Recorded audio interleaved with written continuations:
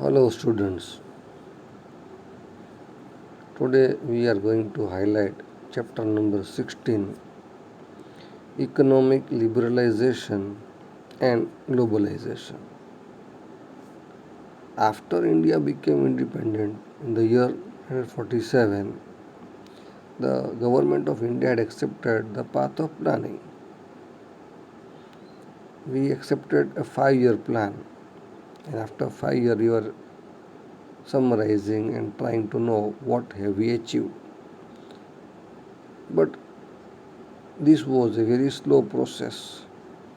We were not able to achieve speedy economic development, though we were planning to achieve.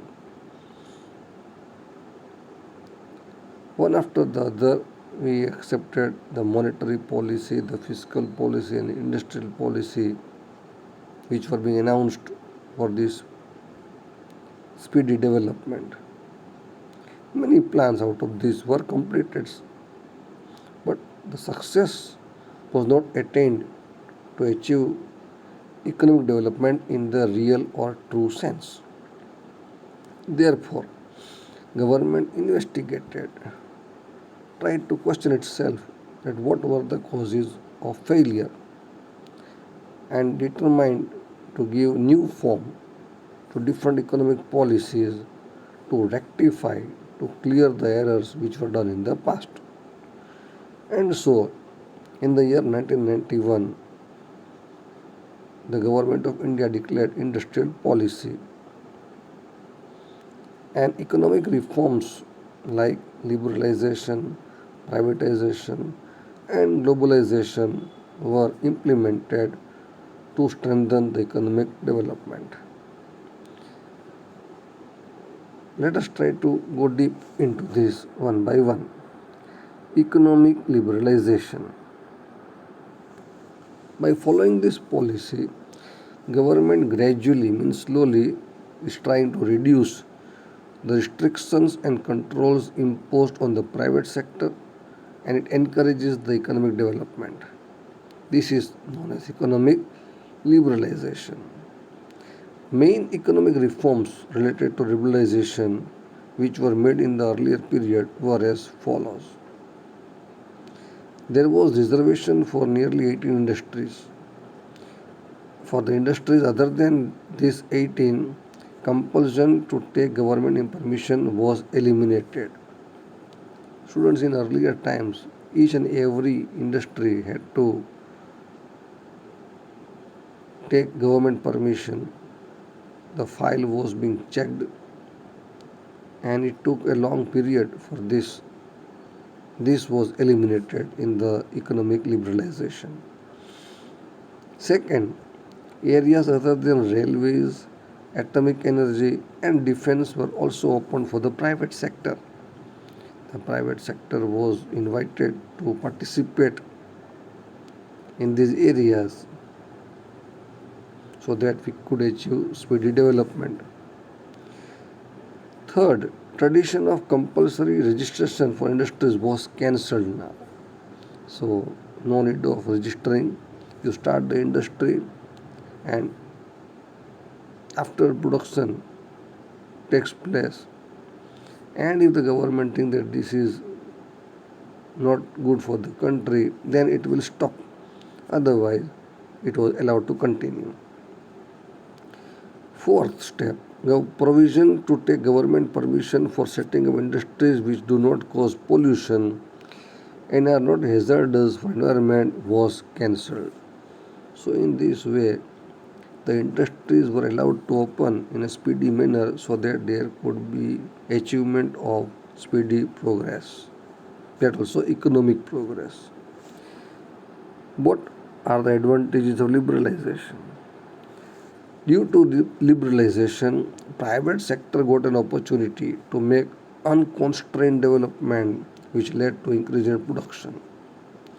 Unlimited, unconstrained means unlimited, and that's why the production is increasing day by day. Second, because of accepting the policy of liberalization, global trade, world trade started getting an impetus or speed, and there has been increase in the global trade. So you can see the current figures and current news that we are having trade relations with so many countries. We export also and we import also. For a country's development, there should be less imports and more exports. India being an agricultural country, we can only export agricultural products earlier. But as these industries were given liberalization, now we also are exporting industrial goods, which are in return earning more and more economic gains. Advantages of liberalization. In this, number two, because of accepting policy of liberalization, global trade started getting an impetus and there has been an increase in the global trade. Third, by this increase in the foreign trade, now we are able to earn more and more foreign exchange and we have a reserve also. And fourth, internal infrastructural facilities increased due to liberalization. The factories were linked with the roads, communication, telecommunication means were established so that more production takes place and we can try to export more and more things. Now, this liberalization also brought some disadvantages, and they are as follows. In spite of decrease in restrictions, monopoly could not be checked. There were industries which had monopoly. For example, telecommunication department till now were like monopoly. We only had a means of landline telephone and we had to wait for hours to get connected only to talk from Junagadh to Rajkot. But you see today the mobile companies have made this very simple. You can talk not only in India but even outside India, and that also due to the satellites it becomes very easy. So this monopoly could not be checked. Second, as focus has only been paid on industrial sector, India has remained backward in development in agriculture field. So because we gave more liberty to only industrial sector, so our agricultural sector remained backward. No type of say reforms were able to be brought in the agricultural sector. Third, there has been increase in disparity of income. The rich are becoming more rich and the poor becoming more poor. So this income inequality is rising. And fourth, because of the increase in imports and decrease in exports, foreign debt has increased. Due to liberalization, imports are increasing and exports are decreasing, and so our foreign debt also is increasing. Second point, privatization. Privatization means the process in which ownership and management of industrial units under state control is handed over or transferred to the private sector is called privatization. The current example is the Tejas train. We are trying to run private trains. This is example of privatization. Firstly, those areas which are reserved for public sector are open for the private sector. Secondly, state is keeping the ownership of the state-owned companies under its control and it gives the charge of management to the private companies or state keeps management in its own hand and gives ownership to the private company. Page number 129. What are the advantages of privatization? Well, there is increase in number of production units in the industrial sector. Second, production has been increasing in capital intensive and consumable commodities due to privatization. And third, working capacity of public sector has improved due to privatization of the public sector enterprise. Air India was owned by Government of India. Now whatever type of facilities were provided for the passengers, we had to accept it. But as private industries entered into this, SpiceJet, so immediately to compete, to remain in the competition and to get more passengers, they started to give many extra advantages to the passengers, and so they got more passengers. A simple example to understand that we have state transport buses. If you are traveling from Junagadh to Surat by a sleeper coach, you might have seen the condition of the buses of the state transport. Whereas private coaches like Mahasagar, they are charging more, but they are providing good facilities. And so even the government sector has to now bring development into its to survive. So these are the advantages of the privatization. But it also has some disadvantages. Economic power is centralized as a result of privatization, and due to it, the evil of monopoly is increasing. Secondly, cottage industries have not developed properly due to privatization. Only large industries have been benefited.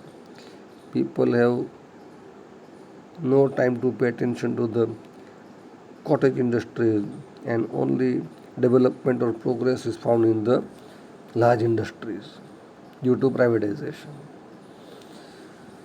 Prices have not remained under control due to privatization, and this has only led to problem of price rise. The price of commodities are increasing day by day due to competition. It should be actually to check, but it is not possible to check. On the contrary, the prices are rising. So these can be sorted as the disadvantages of privatization. The third important event, globalization. What is globalization? Well, globalization is a process to connect one country's economy with the world economy, and the result of it is which flow of goods, services, technology, and labor is easily available in the world. The following improvements have taken place due to globalization. Number one, obstacles of trade between two nations have been removed. Both the nations have come closer and have exchanged their theories either of production or of labor, and that's why these obstacles of trade are being removed between the two nations.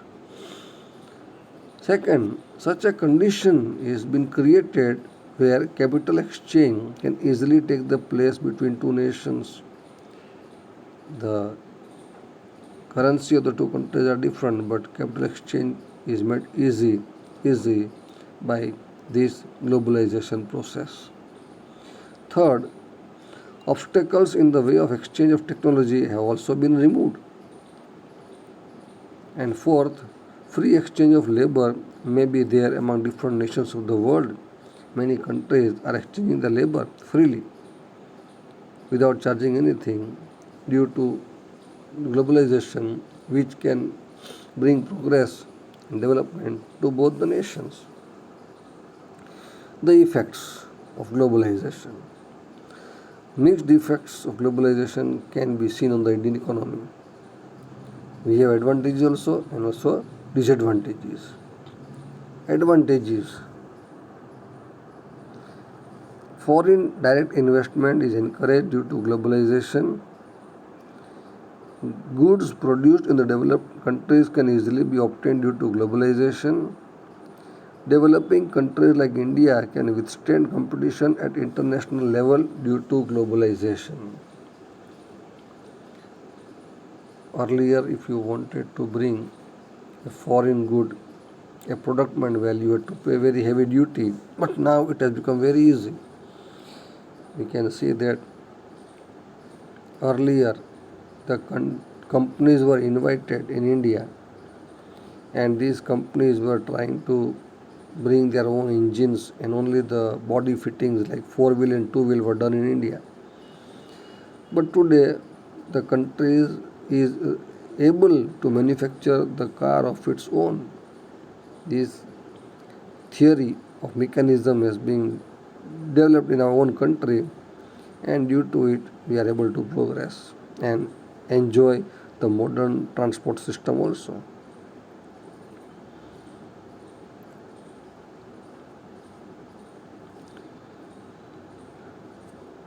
But at the same time there are some disadvantages.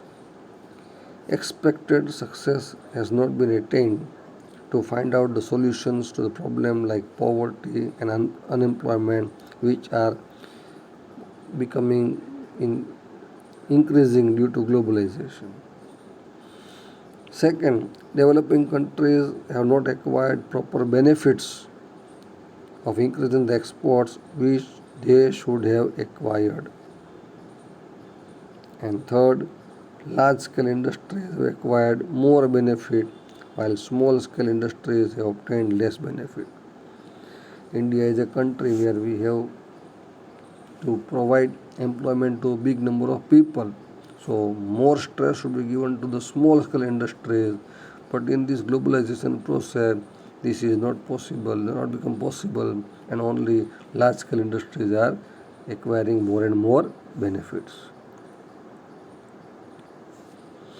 So these were the three important steps taken for the economic progress in a speedy manner, and we have been able to also acquire the result in this field mind well. India has been able to achieve tremendous progress due to this policy. An international organization known as World Trade Organization, in short WTO.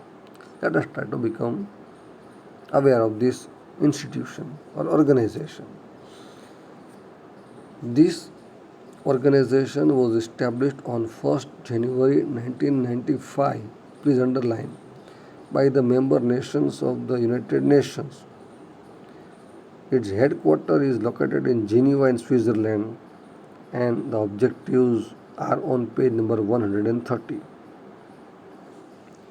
First objective, to remove the obstacles which are influencing in the global trading. Second objective, to remove protection policy which was given to the industries of the country for foreign trade. And third, to coordinate, to bring closer with the global trade policy and economic policy. And fourth objective, to solve the problems or disputes which are arising due to trade relations in the world. How does this organization function? To set up a required structure for implementation of agreement related to multinational trade and agreement related to it. These are the functions of WTO.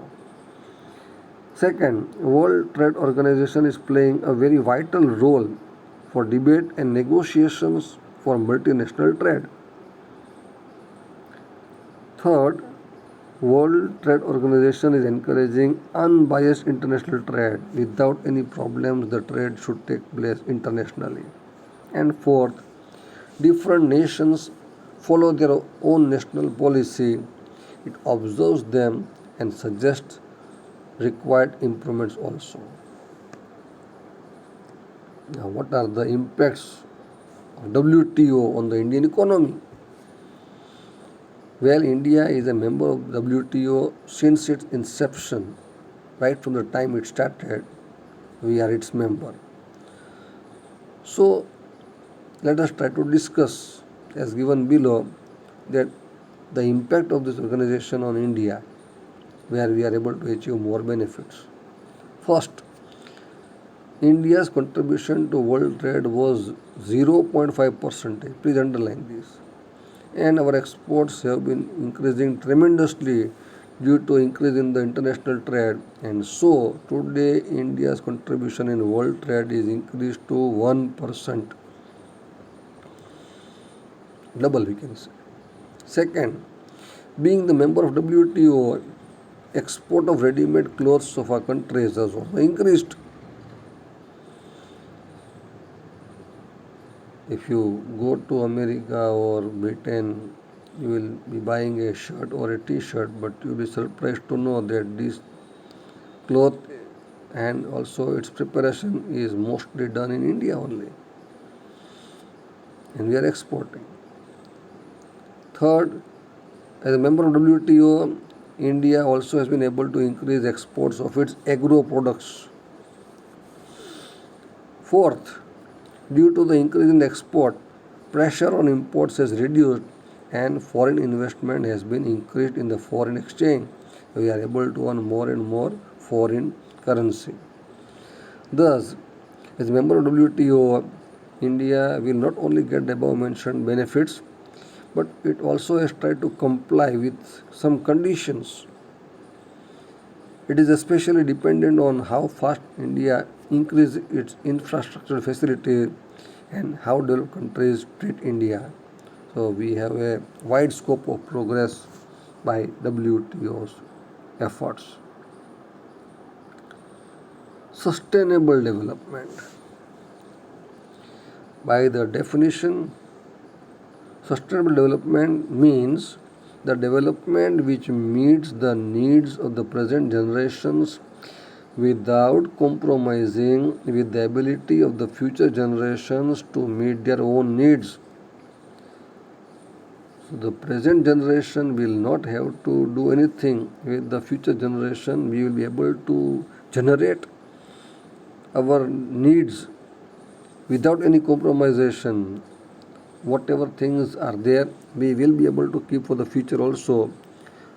For example, if the coal is diminishing, we will find the alternative source. So in this way, we are not doing any harm to the future generations' needs or demands. So the idea of sustainable development developed because of the extreme effects of nature near human habitation and man created cover, that is environment.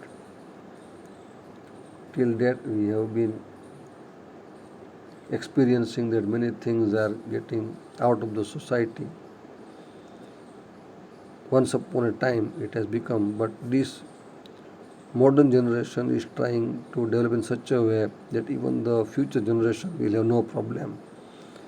Their needs also will be easily satisfied. The way and the speed with which the present generation is developing, it cannot be maintained in future. There is a fear that these luxuries which our present generation is enjoying may not be there for future generation.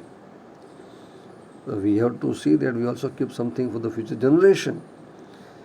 There is a tremendous decrease in the natural resources by the development, and the quality also is deteriorating. In this condition, there is a need to change the idea of development. We should not destroy the natural resources tremendously, we have to also preserve it for the future generation. If this is not done, then we will have to pay for it. Idea of sustainable development is studied because of the present development and effects of it on the environment. The environment is day by day destroyed, and if we will not check it out, our generation will be in problem. So we have a strategy or a policy which should be adopted so that we are able to conserve and preserve our natural resources. Number one, the renewable natural resources like cultivable farm, forest, water resources, etc., should be used in such a way that their quality is maintained And non-renewable natural resources like coal, petroleum, minerals, etc. should be used limited manner, that is judiciously. Second, industrial location should be decided on the basis of lesser transportation cost. A sincere attempt should be made to achieve eco-friendly development. So production should take place at that place where these resources are available. So only we can have less transportation cost. And again it should be eco-friendly. Third, those resources which can be utilized in more than one way should be utilized in different ways, such as different irrigation systems are utilized for more than one purpose. Example, producing electricity, flood control, transportation, etc. See, earlier we were constructing dam only to stop the flow of the river water, and either that water was used for producing electricity or for irrigation purpose. But in this modern world we are having a multi-purpose project, so that it is not only satisfying one purpose but satisfies more purposes. We can produce electricity also, we can also control the flood system, transportation also can be made possible. We should develop marine resources in this, and so more and more type of facilities are provided, and so it becomes a multi-purpose project. Natural resources should not be wasted. There should be a control laid on unplanned disposal of industrial waste, poisonous chemicals, increasing slums, etc. And fifth, stress should be laid on use of non-conventional energy resources like solar energy and wind energy. If we will be moving towards this system, or we will follow these steps mind well, we will have eco-friendly development, and we will be providing a facility by conserving and preserving the natural resources. Last but not the least, the steps taken to protect the environment. For the first time in the world, Earth Conference was held and organized in the year 1972 at Stockholm in Sweden. Please underline. And thereafter, from time to time, this type of conventions, camps, and meetings have been organized so we can protect the environment at the global level. And some steps were decided to protect the environment. Our country also, India, is involved in these global efforts. Government of India is also making different efforts at the national level to protect the environment. Like number one, information about pollution condition of different cities of nation is presented in the news every day. Central and state pollution control boards have been established to control pollution. 5th June, underline, has been declared as Environment Day throughout the world. Fourth, in India, government has passed Air Pollution Control Act in the year 1981. Fifth, international agreements have been signed for deteriorating level of ozone, disposal of nuclear waste, and maintenance of biodiversity. See, every vehicle has to have a PUC certificate, pollution under control. So we are trying to reduce the pollution as far as possible, and so that we can stop the ozone layer being getting disturbed. So conservation of environment is everyone's responsibility. If we will not control pollution, there is no doubt that the life on the earth will be dooming soon, will get an end soon. Students, I hope that you will be able to understand this chapter and these points. And so after going through this chapter, please try to find out the question answers and fill your workbooks.